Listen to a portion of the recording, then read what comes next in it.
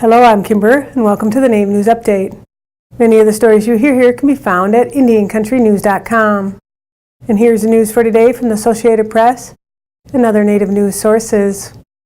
Native American leaders say a coordinated lobbying effort on the 2018 Farm Bill has paid off, with unprecedented provisions that will benefit tribal nations across the country. The Shakopee-Mdewakanton Sioux community organized the Native Farm Bill Coalition as part of the tribe's Seed of Native Health campaign in the fall of 2017. Since then, 170 tribes across the United States have joined the effort. Keith Anderson, Vice Chair of the Shakopee-Mdewakanton Sioux community and Co-Chair of the Native Farm Bill Coalition, says the Farm Bill acknowledges the fundamental sovereignty and competence of tribal governments far more than previous farm bills. One area where the change will have a significant effect is government commodity food programs. Tribes can now become a part of the pilot project that allows them greater control over which goods should be part of the program. The Farm Bill, which President Trump signed into law, includes about 63 provisions for tribal governments focused on food production, food security, and infrastructure. The Native Farm Bill Coalition will continue to work with the USDA as it implements the new Farm Bill. Skeletal remains of Native Americans were recently uncovered by heavy rains in Puget Sound, Washington. The remains were discovered by people walking along the beach near Edby's Landing on Christmas Day. Swinomish Tribal Chairman Brian Gladudesby says the remains could be thousands of years old. Today, the Swinomish tribe is based on a reservation on Fidalgo Island near La Conner. But beginning as early as 1300, the Swinomish and Skagit people lived across the San Juan Islands, plus Whidbey and Cameo Islands. Edby's Landing is a National Historic Preserve overseen by the National Park Service. There's a new attraction in Florida. The exhibition called Whales People, Protectors of the Sea, opened December 8th at the Florida Museum of Natural History in Gainesville. On view there through May of 2019, its exhibit includes an array of historical indigenous objects such as totems, pipes, and platters, adorned with representations of orca whales. Whale People is the latest collaboration between the Lummi Nation of the Pacific Northwest and the Natural History Museum, which produces pop-up exhibitions highlighting the impact of humans on the natural world. The focus of Whale People's curators isn't on the past, it's the future, specifically the future of killer whales off the coast of Washington State and British Columbia, which is threatened by resource extraction.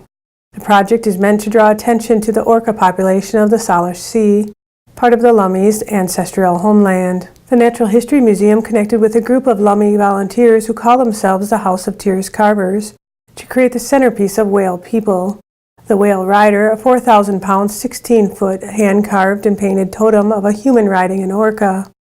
The Whale Rider not only represents the spiritual connection between the Lummi, but other life in the Salish Sea too, like salmon and raven, illustrating the interdependence of the ecosystem. Produced using traditional techniques in the Pacific Northwest, the totem was then transported to Gainesville by tribal members who stopped for song, ceremony, and public media events along the way. The exhibition coincides with the Lummi's campaign to force the Sea Aquarium 3,000 miles away to return its prize-performing orca to the waters where she once lived, among the San Juan Islands in Washington State. It was among those island waters, specifically Whidbey Island's Penn Cove, that a few dozen orcas were snatched in the summer of 1970 and sold to various theme parks.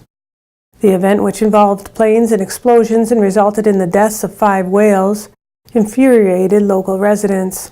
Since then, all the whales captured that summer had died except one. The tribe calls her Tokitae, and now they're redoubling their efforts to return her to the native waters of the Salish Sea to be reunited with her mother. Tokitae was captured August 8, 1970 as a 4-year-old, then renamed Lolita by her new owners at the Miami Sea Aquarium.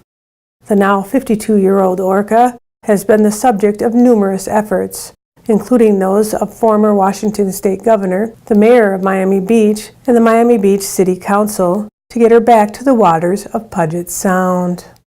The aviary on the Courte Reservation is now home to several injured eagles. 3 bald eagles and 3 golden eagles have been moved from the nonprofit Birds of Prey Northwest site to the tribe's aviary on tribal land in Idaho. The 6 eagles have been picked up from locations across the Northwest and temporarily housed for 2 years at the nonprofit before coming to their new home on the reservation. The tribe obtained a permit through the U.S. Fish and Wildlife Service that allows them to house eagles with injuries. It's the only tribal aviary in the Northwest.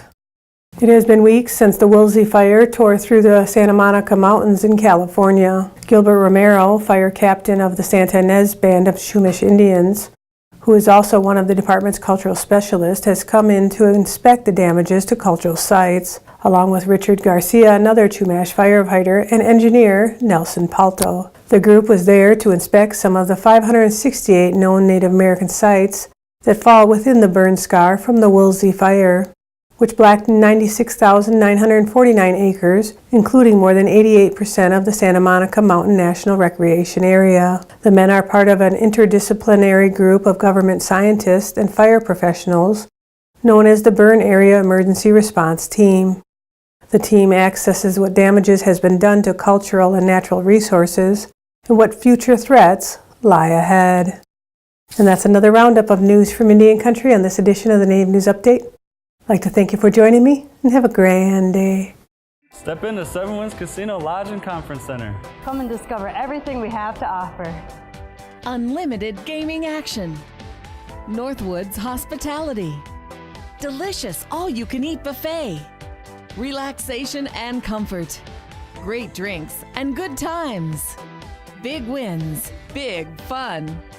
It's all here at Seven Winds Casino Lodge and Conference Center in the heart of the Great North Woods.